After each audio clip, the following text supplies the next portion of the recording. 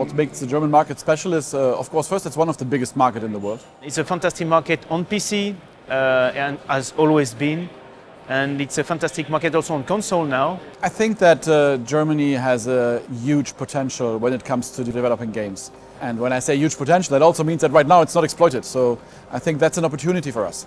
Germans are playing on everything, on console, and also on PC. And we think that the PC future in Germany is to come, thanks to new technologies like streaming, for example. We can have a big growth in Germany in the next coming years, and we are going to focus and to invest even more in this country.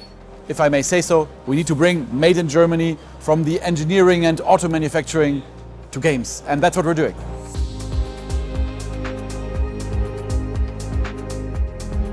And actually, I was the first person from Ubisoft to go to Byte, so I was kind of there from the beginning. And looking back at that time, we really were a one-product studio. But at some point we said, like, if we want to grow further, if we want to make the next step, we have to be a bigger part of the Ubisoft ecosystem. And if we look at it today, we've really grown from one site to 3 sites. From 20 people working in a tiny office to 3 sites in the 3 biggest metropolis regions in Germany. And today we're working on all the big titles.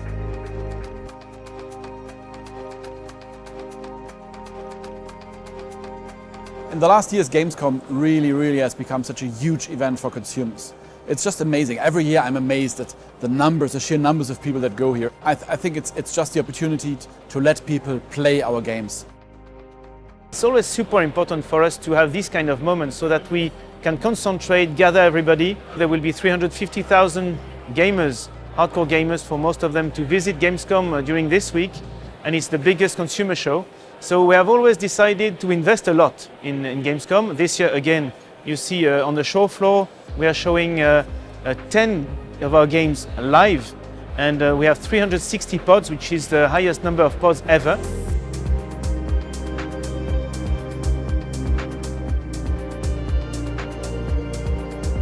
I think Ubisoft is doing a lot to make players happy in Germany. I think we have a very strong focus on the communities here. We always, I think, had very good relationships to our players.